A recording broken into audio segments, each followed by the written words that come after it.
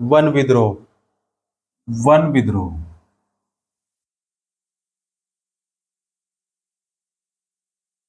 क्या होता है ये? वन विद्रोह। तो हिंदुस्तान और दुनिया भर के, हिंदुस्तान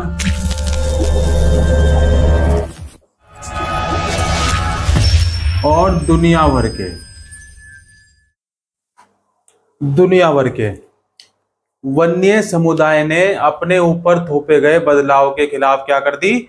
बगावत कर दी। क्या कर दी बच्चों? बगावत। बगावत कर दी। और संथाल परगना में सिंधु और कानू, छोटा नागपुर में बिरसा मुंडा। देखो संथाल परगना हो गया, संथाल परगना सुना है नाम? संथाल जाति कहाँ रहती है? संथाल जाति कहाँ रहती है? संथाल परगना, सिंधु, कानू, छोटा नागपुर में बिरसा मुंडा। छोटा नागपुर में कौन था? बिरसा मुंडा। बिरसा मुंडा। और आंध्र प्रदेश में अल्लूरी सीताराम राजू। आंध्र प्रदेश में कौन हुआ? आंध्र प्रदेश। आंध्र प्रदेश में कौन हुआ? अल्लूरी। अल्लूरी है, आलू नहीं रे, अल्लूरी। सीताराम राजू। सीताराम राजू को लोकगीतों और कथाओं में अंग्रेजों के खिलाफ उभरे आंदोलनों को नायक के रूप में आज भी याद किया जाता है। और अब हम बस्तर रियासत, किसके बारे में बात करेंगे? बस्तर। बस्तर रियासत। बस्तर रियासत में 1910 में हुए ऐसे ही एक विद्रोह का विस्तार से अध्ययन करेंगे। कब हुआ बस्तर में विद्रोह? कब हुआ? 1910 ईस्वी में, 1910। 1910 में क्या हुआ? वन विद्रोह हुआ। और बस्तर के लोगों के बारे में, तो बस्तर छत्तीसगढ़ के सबसे दक्षिणी छोर पर, कहा? बस्तर छत्तीसगढ़ के सबसे दक्षिणी छोर पर आंध्र प्रदेश, उड़ीसा व महाराष्ट्र की सीमाओं से लगा हुआ है। कहां पर लगा हुआ है? छत्तीसगढ़ का सबसे दक्षिणी छोर है। कहां पर है? छत्तीसगढ़। छत्तीसगढ़ का दक्षिणी छोर है। छोर पर क्या है? आंध्र प्रदेश। दक्षिणी छोर पर आंध्र प्रदेश। और आंध्र प्रदेश उड़ीसा व महाराष्ट्र की सीमाओं से लगा हुआ है। यह आंध्र प्रदेश की सीमा से लगा हुआ है, उड़ीसा की सीमा से लगा हुआ है, महाराष्ट्र की सीमा से लगा हुआ क्षेत्र है। बस्तर का केंद्रीय भाग पठारी है। इसका जो केंद्रीय भाग है वो कैसा है? पठारी है।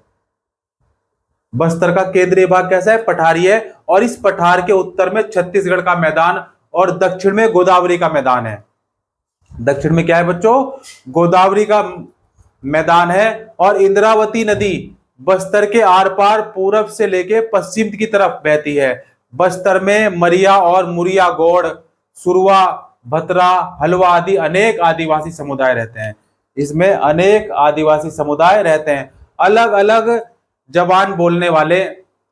अलग अलग जबानों के बावजूद इसके रीति रिवाज और विश्वास एक जैसे हैं। बस्तर के लोग मानते हैं कि हर एक गांव को उनकी जमीन धरती माँ से मिली है। किससे मिली है अपनी जमीन उनको? धरती माँ से। धरती हमारी माता है। किससे मिली है? धरती माँ से मिली है। क्लियर होगी इतनी बात? आगे बढ़े, कोई दिक्कत?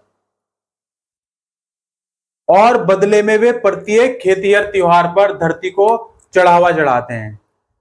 ठीक है ना? क्या चढ़ाते हैं? चढ़ावा चढ़ाते हैं। और धरती के अलावा वे नदी, जंगल, पहाड़ों की आत्मा को भी उतना ही मानते हैं। क्योंकि हर गांव को अपनी चौदही पता होती है, इसलिए ये लोग इन सीमाओं के भीतर समस्त प्राकृतिक संपदाओं की देखरेख करते हैं। यदि एक गांव के लोग दूसरे गांव के जंगल से थोड़ी लकड़ी लेना चाहते हैं, भाई एक गांव है, एक गांव इधर है और एक गांव इधर है, तो एक गांव से हर गांव को अपनी चौधी पता होती है। देखो ये लोग इन सीमाओं के भीतर समस्त प्राकृतिक संपदाओं की देखभाल भी करते हैं, और यदि एक गांव के लोग दूसरे गांव के जंगल से थोड़ी लकड़ी लेना चाहते हैं तो इसके बदले में वे एक छोटा शुल्क अदा करते हैं। क्या करते हैं? छोटा सा शुल्क अदा करते हैं, जिसे क्या कहा जाता है? उस शुल्क को कहा जाता है देवसारी। क्या कहा जाता है? देवसारी। जो शुल्क अदा करते हैं, ये टैक्स कह सकते हैं इसको, क्या कहा जाएगा? उसको देवसारी कहा जाएगा। और दान, या क्या कह सकते हैं? मान। एक तरह का टैक्स ही होता है ये, ठीक है, कहा जाता था। और कुछ गांव अपने जंगलों की हिफाजत के लिए चौकीदार भी रखते थे, जिन्हें वेतन के रूप में हर घर से थोड़ा थोड़ा अनाज दिया जाता था। क्या दिया जाता था? थोड़ा थोड़ा अनाज दिया जाता था, वेतन के रूप में, सैलरी के रूप में। और हर वर्ष एक बड़ी सभा का आयोजन होता था, जहां एक परगने, गांव का समूह, परगना क्या हुआ? गांव का समूह के गांव के मुखिया जुटते थे और जंगल सहित तमाम दूसरे अहम मुद्दों पर क्या होती थी?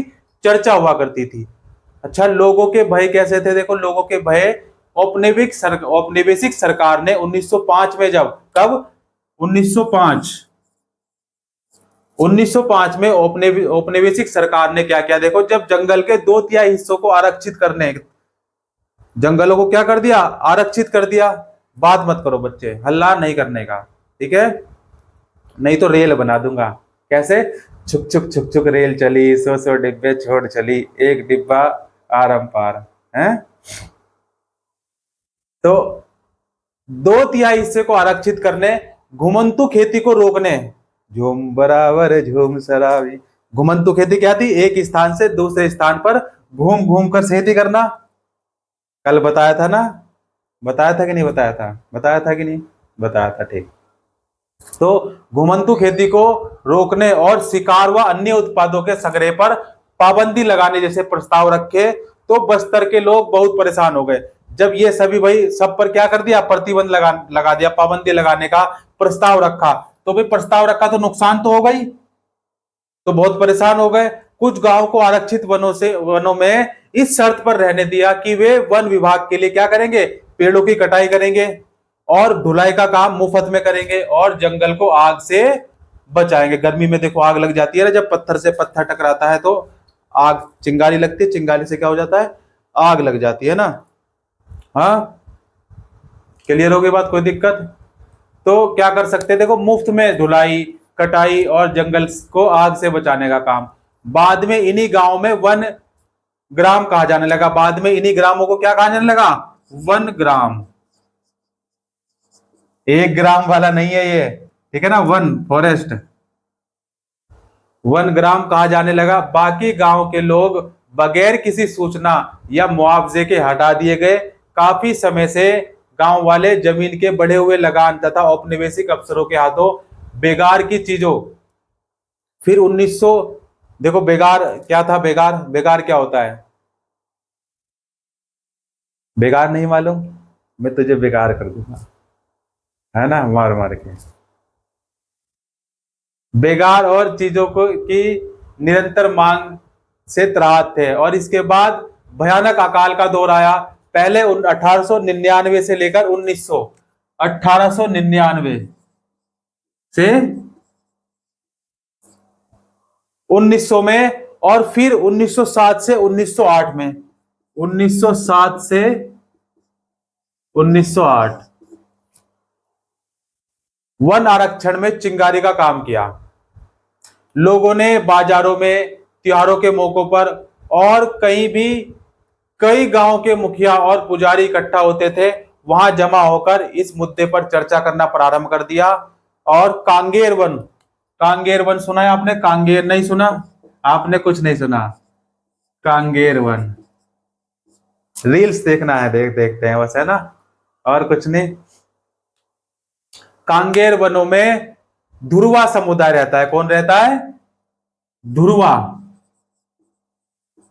समुदाय। कौन रहता है?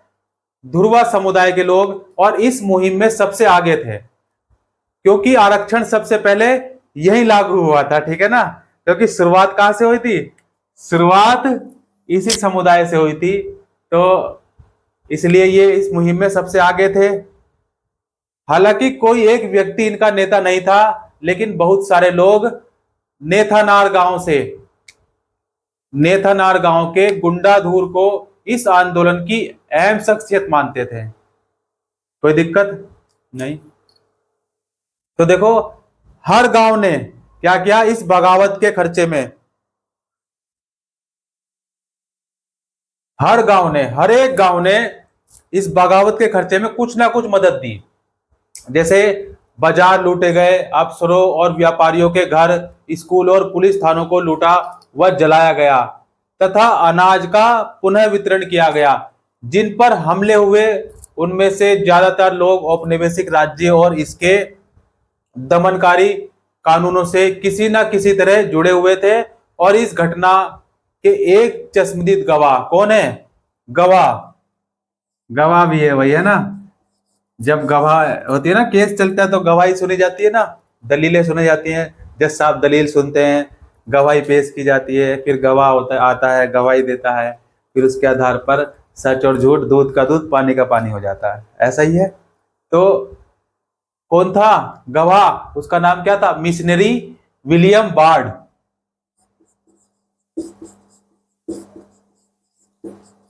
William ward.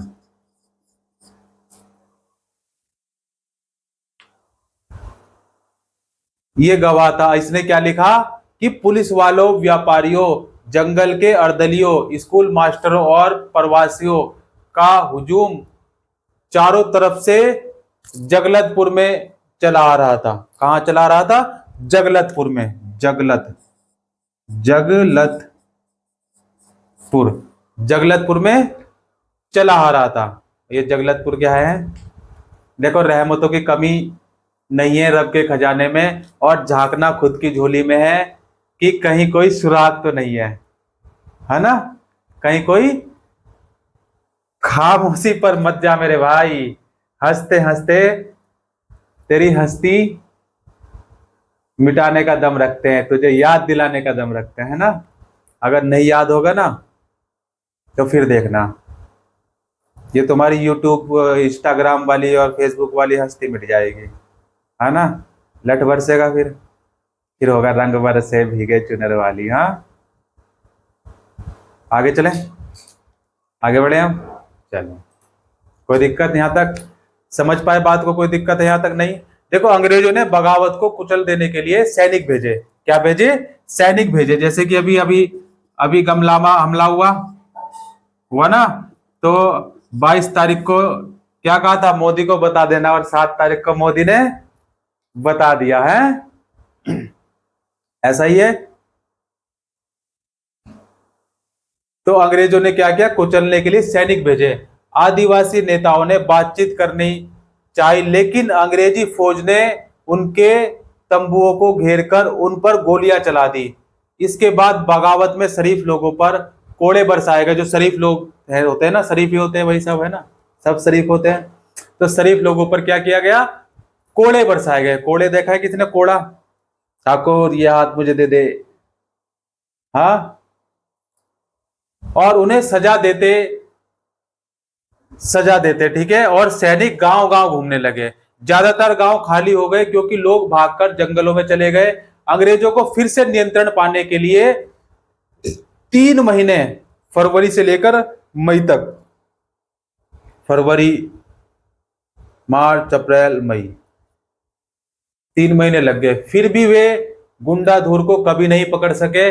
विद्रोहियों की सबसे बड़ी जीत यह रही कि आरक्षण का काम कुछ समय के लिए स्थगित कर दिया गया, और आरक्षित क्षेत्र को भी 1910 से पहले की योजना से लगभग आधा कर दिया गया।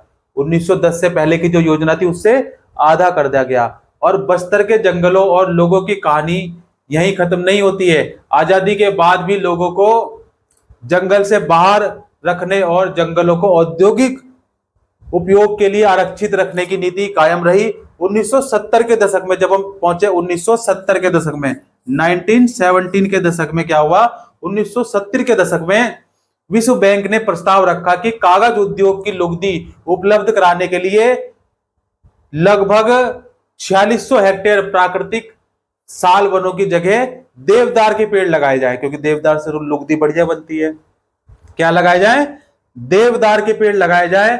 और लेकिन स्थानीय पर्यावरणविदों के विरोध के फलस्वरूप इस परियोजना को रोक दिया गया। नहीं रोकते तो ठोक देते, है ना। जय श्री राम, हर हर महादेव, भारत माता की जय।